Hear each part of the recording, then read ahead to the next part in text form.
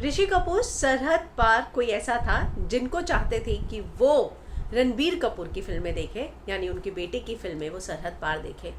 कौन है वो और किन से वो कहा करते थे, मैं हिना कुमावत आपको बताऊंगी। लेकिन अगर आपने चैनल को सब्सक्राइब नहीं किया तो सबसे पहले सब्सक्राइब कर लीजिए। तो आपको याद होगा ऋषि कपूर जी ने एक फिल्म की थी हिना।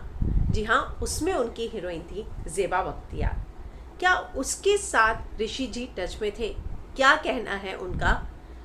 उनसे जो है स्पॉट बॉय ने एक्सक्लूसिव बातचीत की और उस बातचीत में वो कहती हैं कि अभी जिस दिन ऋषि जी का निधन हुआ उससे 2 दिन पहले ही मेरी डब्बू यानी कि रणधीर कपूर जी से बात हुई थी और उन्होंने कहा था कि ऋषि जो है धीरे धीरे ठीक हो रहे हैं। उन्होंने कैसे मिली ये फिल्म, ये सारी यादें जो है बताई और कहा कि ऋषि जी का जन्मदिन होता था या फिर दिवाली होती थी, मैं उनसे अक्सर बात किया करती थी और 10 साल पहले जब मैं इंडिया आई थी तब मैं उनसे मिली भी थी। अपने शूट के दिनों जो हिना फिल्म की थी उन्होंने ऋषि कपूर जी के साथ, उस फिल्म की भी याद उन्होंने बहुत सारी शेयर की। साथियों बताती हैं कि हम ऑस्ट्रेलिया में शूट करने गए थे। मैं सिर्फ और सिर्फ तब 23 साल की थी। पहले दिन में बहुत घबराई हुई थी। मैंने ऋषि जी की फिल्में जो है कभी कभी देखी हुई थी, लेकिन जब मुझे हिना फिल्म शूट करनी थी तो मैंने कर्ज और बॉबी फिल्में उनकी देखी।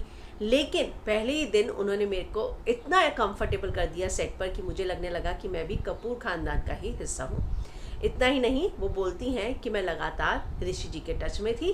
हर दिवाली पर उनके जन्मदिन पर हमारी बातें भी हुआ करती थी, लेकिन मोबाइल आ जाने के बाद हम व्हाट्सएप पर हमेशा बातचीत किया करते थे। और सबसे बड़ी बात, जब भी रणबीर की कोई फिल्म आती थी तो वो मुझे हमेशा मैसेज करते थे और मैं मेक श्योर करती थी कि मैं रणबीर की फिल्म देखूं और देख कर उन्हें बताऊं कि उन्हें कैसी लगी।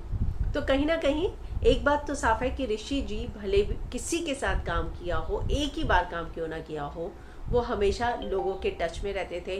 वो कहती हैं कि जिस दिन ये खबर आई उस दिन बहुत ही ज़्यादा मेरे लिए ये शॉकिंग बात थी, क्योंकि 2 दिन पहले ही रणधीर जी ने मुझे ऐसा बोला था कि वो ठीक हो जाएंगे और मैं ये बात कभी नहीं भुला पाऊंगी कि अब वो जो है इस दुनिया में नहीं रहे।